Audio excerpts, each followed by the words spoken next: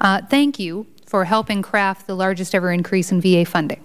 I appreciate the VA's commitment to assuring that it has the resources it needs to meet a very long list of challenges. However, Congress must also conduct proper oversight to ensure that taxpayer dollars are spent wisely and that programs are implemented effectively.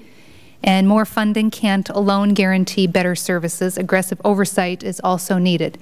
Now, as you know, I serve as the chairwoman of the Economic Opportunities Subcommittee, and along with the distinguished ranking member, Mr. Bozeman, we've been working closely in our oversight capacity with Keith Wilson, Director of the Education Service, and Stephen Warren, the Principal Deputy Assistant Secretary for the Office of Information and Technology.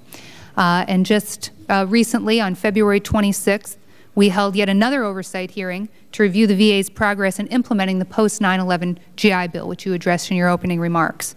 Now, at that hearing, Mr. Wilson and Mr. Warren indicated what you have indicated today, that the VA remains on schedule to implement this new benefit by the August 1st, 2009 deadline.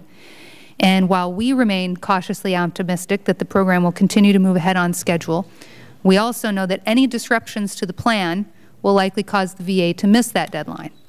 Now, in your opening statement, you indicated that the FY 2010 VA budget will fully implement both the short-term and long-term goals of the Post-9/11 Veterans Education Act. And I appreciate your continued support for the program, and I encourage you to be upfront and open with the committee if any problems arise or if any additional resources are needed. Could you perhaps address or share your thoughts on the concerns that have been recently expressed regarding the variance of the benefit by schools, by states, and how we can go about addressing those concerns without disrupting the August 1st deadline? I understand there's been some concern expressed. I'm not totally familiar with all of them. I'm told they're not a single concern. But I'm on a timeline right now that's fairly precise. New forms are going to be available on 28 April. Veterans apply for certificates of eligibility 1 May. VA processes enrollment information from schools and authorizes payment 8 July. Tuition fee payments are issued to schools beginning first week in August. Housing allowance, book supplies, stipends, etc.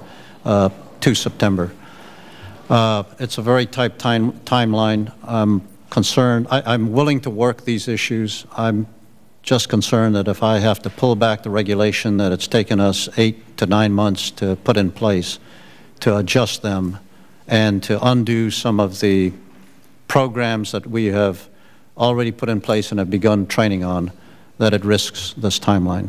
So I'm happy to take on the concerns. I'm not sure that I can do it this year and also meet the August start dates. I appreciate your thoughts, Mr. Secretary. I will analyze that. Look forward to working with you on that. Thank you, Mr. Chairman. Thank you. Mr. Bozeman.